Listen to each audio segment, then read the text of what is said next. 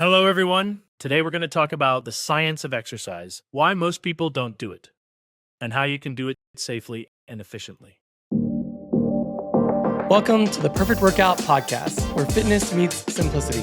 I'm Kyle Recchia, CEO of the Perfect Workout. I'm joined by Jim Keene, our Director of Training. We hope you enjoyed today's episode. All right, welcome back. Episode 2. We're doing it. Yeah, let's see if we can get good at this. Let's double up. You know what I mean? All right. I know the last one was really long, everybody. I apologize. We'll try to keep this a little short and concise. But here we are. So last time we kicked things off with this idea that exercise is really the one thing. So all these conversations, all these biohacks and stuff like that, we should talk about that at some point too. What should I be doing? What should I be worried about? Let's just worry about exercise right now. And then the question is like, okay, what is exercise?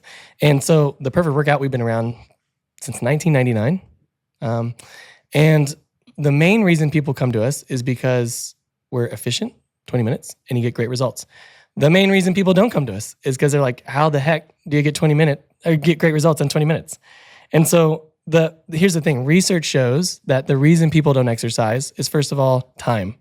And this is really kind of ranked in order, which is important, right? So if there's 5 or 6 reasons that people don't strength train, we talked about that last time, 95% of the population not strength training. Number 1 is lack of time. Number 2, convenience. Number 3, people don't know what to do. So we're going to talk about that today. Number 4, fear of injury. And number 5, lack of accountability. So these are really the big hurdles when it comes to most people doing the one thing that would make them have a better quality of life and potentially an even longer life. So Jim, let's talk a little bit about some of these reasons that people don't strength train.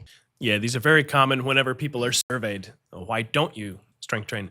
And pretty much everybody has tried at one point or another to begin an exercise regimen, and then one of those things happens. They don't get results, or they do get results, but there's lack of clarity on how to proceed when the results start to slow down and they plateau, or they hurt themselves and they just never come back, and they retreat to like some of those things you were referring to earlier, where you're kind of making the bed while the house is on fire. You should be placing a strong demand on your muscles on a regular basis. We all know that. But for all those reasons that you just mentioned, we don't do it. And we go for walks, which is fine. And we join some sort of class, which is fine. Or we do these other things to move our bodies, which is fine. But it's not as good as actual intentional exercise. Right. So that's what we do. So, and you've seen this too. We see this all the time on social posts and things like that. And somebody will call us out in the comments on this, I'm sure. But here's the irony here. If the number one reason out of all of those is time, it seems like most people, like you said, that have tried something, the first belief we get is, well, everybody knows you have to spend an hour in the gym or 2 hours in the gym or 6 hours in the gym. So they're coming up with all this willpower and all these sort of systems to bypass that first issue, which is time. Oh, well, we can't solve for time. So I guess we'll get into these other things, convenience, or it doesn't work, or fear of injury, et cetera. And I'll go get a trainer, et cetera. Yeah, well, and a lot of people, there's a mistaken assumption behind that idea. And the mistaken assumption that most people have is that more is better. So yeah, you could get by with less, but more would be better. If we could do more, it would be better. But that's not really how exercise works. But people think that's how it works.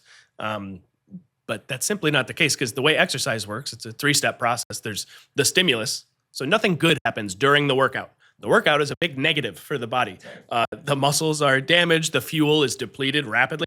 By the end of the workout, you are much weaker than you were when you walked in. So the body sees this as a big threat. Not the time to get in a fight. Yeah. Correct. So no muscle is built.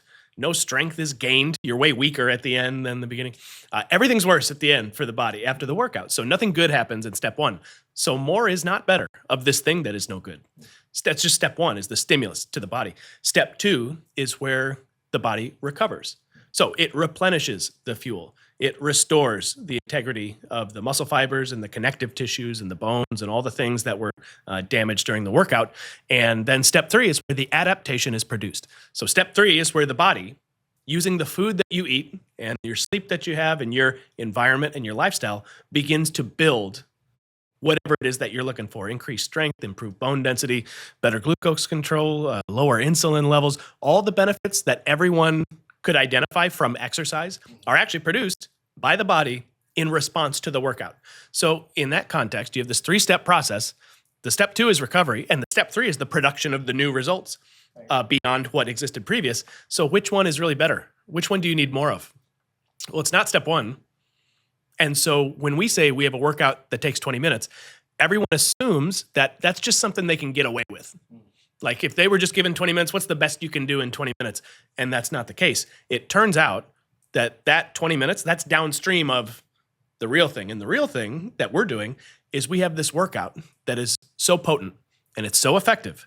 And the demand placed on the body is so intense, yet safe, that after about 20 minutes, you've achieved everything step one is supposed to have achieved. The demand has been placed on the body, and you simply don't need to go much longer than the 20 minutes. So we started with what's the best workout, and it just so happens that it takes about 20 minutes. Yeah, so let's talk about that because let's get into some of the mechanisms of that potency.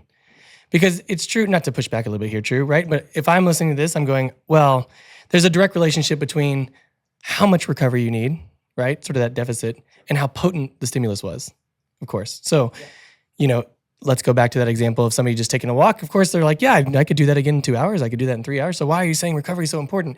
And the implication here is that it's the potency of the exercise that matters. So can you get into what are sort of the mechanisms that matter and why exercise isn't all created equal? Yeah, when I say potency, the potency of the stimulus to which your body responds is based primarily on three factors. There's the mechanical loading of the muscles in question. There is the use of fuel, the metabolic stress, they call it, how quickly you use fuel, and the depth of fatigue to which you can take the target muscle. And then there's physical damage to the muscle fibers as a result of the muscle contractions. So the degree to which you can administer these three elements of the stimulus to your body is the degree to which you can stimulate improvements in your body. So if you're using regular old weights, you can get a lot of mechanical loading, not your maximum, because if you did your maximum, it would only be a 1 rep max, right? So there's not a lot of fuel use and metabolic stress. Wouldn't be a lot of metabolic muscle damage.